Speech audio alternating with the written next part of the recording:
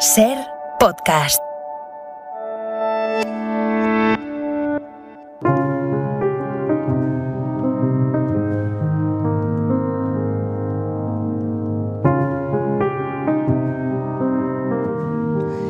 Una mujer joven o adulta, una chica adolescente, ese es el perfil mayoritario de las personas que sufren anorexia y es la representación que todos tenemos de esa enfermedad. Pocas veces nos paramos a pensar que es un trastorno que también afecta a los hombres, aunque sea en menor medida. Y hoy queremos escuchar el testimonio de alguien que lo ha vivido en primera persona y que además ha tenido la valentía de publicar un libro con su experiencia. Y si siempre es valiente hacerlo, cuando se es conocido por una profesión pública, tiene el valor añadido de poder convertirse en una referencia que sirva a otros. Toni Mejías, muy buenas noches. Hola, muy buenas noches. Toni es músico, es rapero, es componente de Los Chicos del Maíz y acaba de publicar Hambre, un libro donde cuenta esa difícil travesía con las notas que iba tomando a petición de su psicóloga. Toni, ¿en qué momento te diste cuenta de que tenías un problema? Porque no debe ser fácil, ¿no?, asumir eso.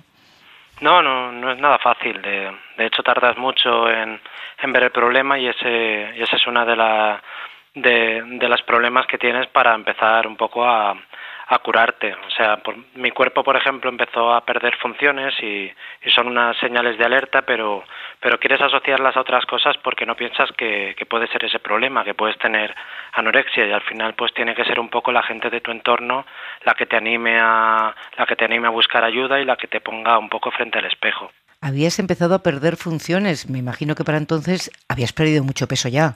Sí, había perdido demasiado peso y entonces pues eso, tu cuerpo pues empieza a dar señales, ¿no? Empieza pues a lo mejor simplemente un hecho como subir escaleras empieza a ser tortuoso y claro, yo venía también aparte de hacer deporte y de repente pues una cosa tan sencilla como subir unas escaleras pues te dolían las piernas, también pues cosas como por ejemplo puede ser la libido y bueno, muchas otras funciones que empiezan a deteriorarse, pero bueno, como nadie te ha dicho que puedes tener ese problema, pues buscas relaciones con otras cosas, te haces pruebas de 1000 tipos antes de a lo mejor asumir una realidad porque no piensas que puede ir contigo y con el sexo masculino.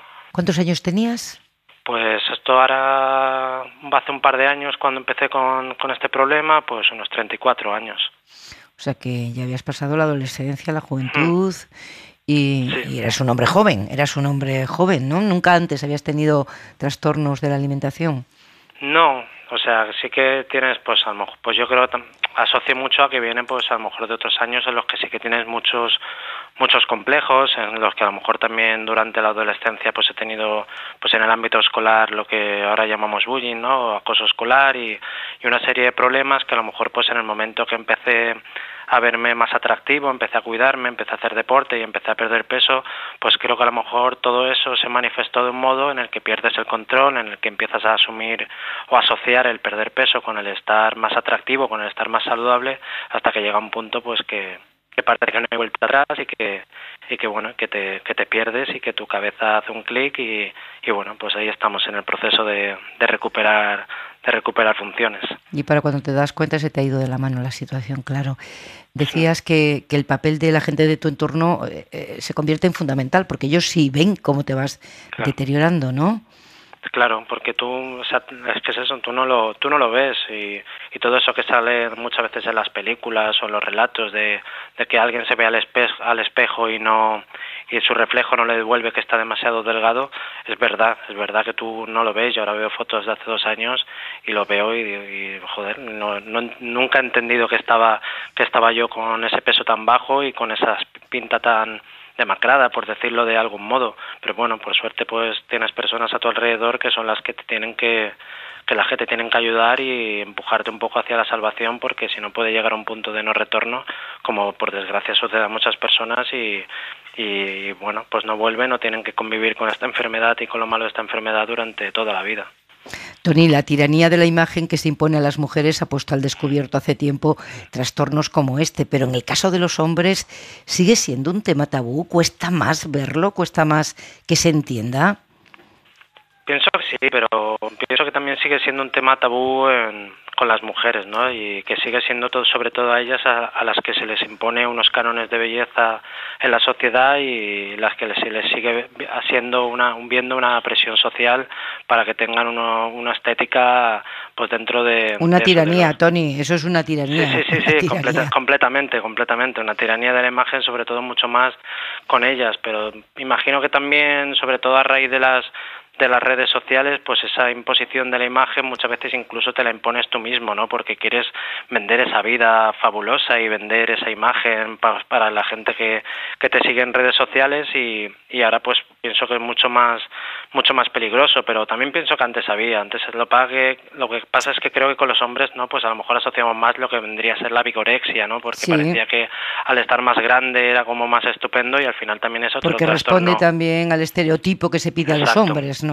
Porque Es, responde, claro. exacto, pero bueno, también está hacia el otro lado y también es un problema pues que creo que está bien hablarlo desde los dos ámbitos y que tienen que tratarse igual que la salud mental que últimamente pues también ha llegado un poco al Parlamento y que debería tratarse porque hay mucha gente que no puede curarse porque no tiene los medios ni el dinero para empezar a ver la luz, la verdad. Tú comenzaste a escribir sobre lo que te ocurría porque te lo pidió tu psicólogo, ¿no? ¿Es así?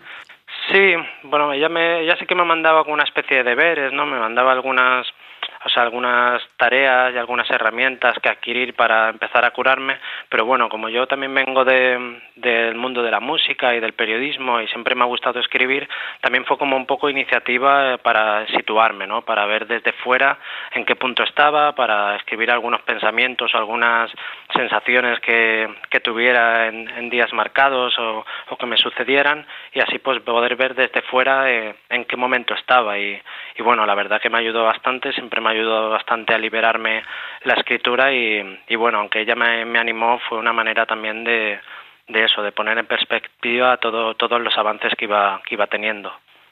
Hay una cosa muy importante que pides en el libro, es que se enseñe a lidiar con el fracaso, Sí.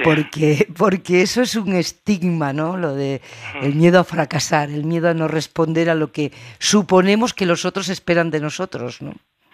Sí, porque siempre parece que nos tienen que preparar para ser estupendos, para el éxito, ¿no? Para alcanzar nuestras cuotas a nivel laboral, a nivel también de estudios, alcanzar todos los sueños que tenemos de pequeño y por desgracia no, la gran mayoría de casos no es así. En la gran mayoría de casos pues hay fracaso, ya no a lo mejor toda la vida, pero sí que hay pequeños fracasos y muchas veces no alcanzamos los sueños que tenemos en nuestra adolescencia. Cuando nos pregunta qué queremos ser de mayores, pues mucha gente no logramos alcanzar eso y creo que nos tienen que preparar, tienen que asumir que es parte de la vida, que es mayor parte de la vida que los éxitos, por desgracia, y creo que hay que saber lidiar con ello y sobre todo pues entender que no es un fracaso individual, que no es algo que te pasa a ti solo y porque no te has esforzado lo suficiente o porque no lo has deseado lo suficiente, que es algo que sucede y hay que emprender, sobre todo a decirlo, ¿no? A decir que existe el fracaso, que muchas veces ni siquiera lo decimos y sobre todo también eso, a decir que no pasa nada por fracasar porque es algo más común de lo que creemos y que muchas veces hay factores externos que se escapan de nuestro control que nos empujan a ello. Y porque es parte de la vida, ¿no? El fracaso es parte de la vida, ¿no? Y después del fracaso hay vida más allá del fracaso, vuelve a haber vida algún día, ¿no? Sí. Hambre, el libro que has escrito es, leo, textual, una historia escrita desde la depresión y desde la derrota, pero con pequeñas victorias. ¿Cuáles eran esas victorias, Tony? Pues la victoria principal, por ejemplo, es estar aquí y contarlo. O sea, pues hay momentos en los que tú piensas que no vas a salir, que no vas a tener a lo mejor ni siquiera la fortaleza para poder compartir esa historia, poder resistir y poder convivir con ello, porque tampoco quiero decir que lo estoy contando en ningún momento desde la superación, porque es un proceso en el que yo sigo, pero simplemente el hecho de haber recuperado funciones vitales, el hecho de haber recuperado parte de mi vida, el hecho de haber recuperado algunas amistades que había alejado por la enfermedad, para mí ya son pequeñas victorias. O sea, no sé si en algún momento llegaré a esa gran victoria, por decirlo de algún modo, que será superar esta enfermedad mental, pero bueno, creo que hay que aprender a reconocerla, a reconocerte, a convivir con ella y a buscar momentos buenos dentro de esta lucha. decía que el hecho de que tú lo cuentes, de que seas tú el que lo cuente, le puede servir a mucha gente, ¿no? Que te conviertas en un referente y que les permita identificar si eso es lo que me está pasando a mí, ¿no? Y de esto se puede salir. ¿Te ha llegado ya ese feedback de gente a la que le ha servido tu experiencia? Sí, me han llegado muchos mensajes también por privado, incluso de mucha gente cercana que te cuenta que ha tenido problemas, pues no sé si a lo mejor tan graves, algunas personas sí, pero otras no, pero incluso problemas muy similares, y entonces es cuando te das cuenta de que hay mucha más gente con estos tipos de trastornos, o a lo mejor pues cosas también asociadas a la depresión similares, pero bueno, que hay mucha más gente que ha necesitado ayuda o que ha tenido problemas, y te das cuenta pues de la gravedad que es que la salud mental no esté sobre la mesa a nivel político o a nivel de la sanidad, porque es muy grave, y que debería empezar a hablarse más sobre ello y a entender que no pasa nada, que es algo más común de lo que creemos, que acudir al psicólogo no es que estés trastornado ni mucho menos, y sí que me está llegando esa respuesta por parte de la gente, y joder, es terrible. Ojalá no me llegara ninguna, pero es terrible ver la situación y ver que parece que no se dan pasos hacia la cura y hacia el acceso para todas las personas.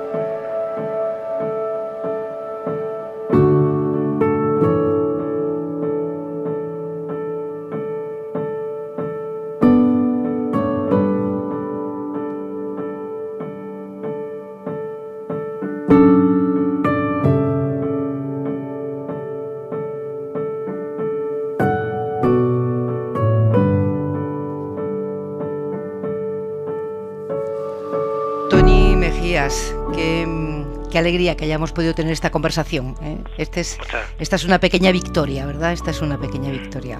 Pues sí, comunicar y entender que no pasa nada por tener problemas, y que se pueden buscar soluciones conjuntas, aunque nos ofrezcan derrotas individuales, es una pequeña victoria, sí.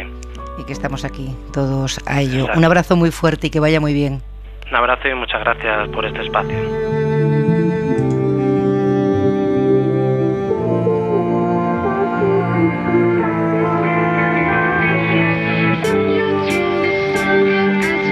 Estos trastornos estaban ahí, muchos, y por fortuna cada vez más conocidos, pero la pandemia se ha cruzado con todos los problemas de nuestras vidas, y la factura psicológica que nos está pasando es enorme. Han sido y siguen siendo meses muy duros emocionalmente, y están aumentando los casos de trastornos de la alimentación, como la anorexia que nos contaba Toni, la bulimia, la obesidad, entre los más jóvenes. Los datos lo confirman en 2 hospitales de referencia en esta especialidad.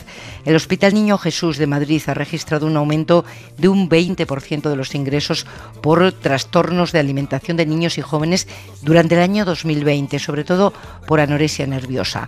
Y en el Hospital Sant Joan de Déu, en Cataluña, los casos de trastornos de la conducta alimentaria se han duplicado si se compara con el primer trimestre del 2020. Paloma Alonso de la Riva, especialista en trastornos de la conducta alimentaria. Muy buenas noches. Buenas noches, Pepa. Paloma, tú atiendes en tu consulta a personas de todas las edades con este tipo de trastornos. ¿Por qué la pandemia ha hecho más vulnerables a los jóvenes? Bueno, hay distintos motivos. En realidad, probablemente se ha precipitado en la pandemia también pasar más tiempo en casa, se está más con las personas, los padres más atentos, pues es posible que se haya incrementado una cierta sintomatología que ya existía, se ha visto más evidente al estar en casa, al vernos todos, ¿no? Pero también hay otras causas, y no entre los jóvenes. Yo creo que ha sido, como tú decías antes, en todas las edades. Las mismas relaciones personales en el hogar, que haya podido aumentar algo más de conflictividad, más tensiones, pues también ha podido generar mayor ansiedad, y por lo tanto ha podido llevar a mayores descontroles alimentarios. el mismo efecto que tú decías, sí. perdona, de la pandemia a nivel emocional, mayor ansiedad que haya podido provocar la propia situación que hemos vivido, depresión, pues ha podido precipitar situaciones de descontrol y problemas, mayor obsesión con el tema de la imagen y de la alimentación. Acabamos de hablar con Toni Mejías y yo le decía, sigue siendo un tabú la anorexia entre los hombres. Ya sé que afecta a muchos menos hombres que a mujeres, pero ¿es más difícil que ellos lo reconozcan? Yo creo que no, yo creo que ha existido siempre. Es verdad que la proporción, y Toni lo decía muy bien, socialmente estamos mucho más exigidas las mujeres todavía. Y también la mujer quizá coge ese rol y se autoexige más. Tiene mucho que ver la autoexigencia y la perfección con llegarte a obsesionar con una imagen, una idea de perfección que no existe, pero bueno, posiblemente todos asumimos nuestros roles y el hombre pues quizá lo oculte más. Pero siempre ha habido casos, pero en menor proporción. 1 de cada 10 casos son hombres. ¿Cómo estás? Hemos tenido un problema con la línea de Pepa, así que vamos a seguir tú y yo esta conversación, si te parece. ¿Cómo puede ser que un padre o una madre identifique que su hijo padece un trastorno de este tipo? ¿Cómo lo tiene que identificar? Bueno, si lo quiere mantener oculto es muy posible que se mantenga oculto durante tiempo. Por eso que les comentaba antes que durante la pandemia, que hemos estado todos más juntos, pues se ha podido ser más visible cierta sintomatología que en el día a día pasa desapercibida. Pero hay unas áreas, unos aspectos que son importantes, que sí que conviene estar atentos, como mayor obsesión, a lo mejor una persona muy exigente, muy perfeccionista, con una baja autoestima, muy exigente con los estudios o querer tener unos resultados muy brillantes. Esos aspectos en determinadas edades hay que cuidar. Luego hay sintomatología alimentaria, pues sí, pero que esto ya pues es más relacionado con la alimentación. Estaba hablando de otros aspectos que son como señales de alarma, ¿no?, que hay que tener en cuenta con respecto a la alimentación. Pues conductas que esté cambiando su forma de alimentarse o muestra un demasiado interés por las dietas, todo tipo de nuevas, probar cosas nuevas o formas de adelgazar. Bueno, ya es una cosa quizá más concreta alimentaria, pero eso ya, es quizá todo eso deberíamos de tener cuidado con todos estos aspectos. Paloma Alonso de la Riva, especialista en trastornos de conducta alimentaria. Gracias, Paloma. Buenas noches. Buenas noches. La columna de las 9. Miguel Ángel Aguilar. Pepa, luchar es el resultado de una elección. Una vez que eliges, te debes a la causa. Es la acción la que te lleva a reflexionar y no al revés. Se dice a sí mismo Pelayo, el protagonista de la novela Rodaje de Manuel Gutiérrez Aragón, que acaba de publicar Anagrama. Antes había estado cavilando sobre si se lucha por la justicia y la libertad o se hace por la propia idea de la justicia y la libertad, sobre si somos solidarios con los oprimidos o simplemente con nuestra idea de la solidaridad.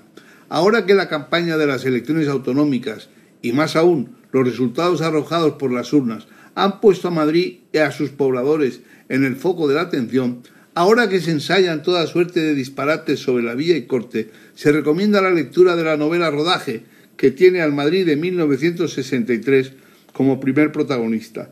Describe el ambiente que rodeaba el 20 de abril, cuando el fusilamiento de Julián Grimau, responsable del Partido Comunista del Interior, que había sido designado poco antes para relevar a Jorge Semprún, quien, camuflado durante años con el alias de Federico Sánchez, ya se había despedido de ustedes sin que Superagente Conesa lograra detenerle.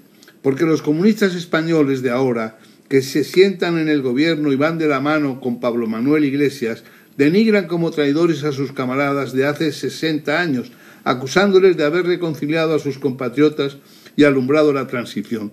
Les niegan los méritos de su lucha, como si desmontar la dictadura y erigir la Constitución hubiera sido resultado del azar en una tómbola. Alguno, dedicado a la siembra del odio, se sorprende al advertirse malquerido. Veremos si la tabernidad de Tezanos nos devuelve la fraternidad perdida. Suscríbete a Hora 25. Todos los episodios y contenidos adicionales en la app de Cadena SER y en nuestros canales de Apple Podcast, Spotify, iVoox, Google Podcast y YouTube. Escúchanos en directo en la SER de lunes a viernes a las 8 de la tarde.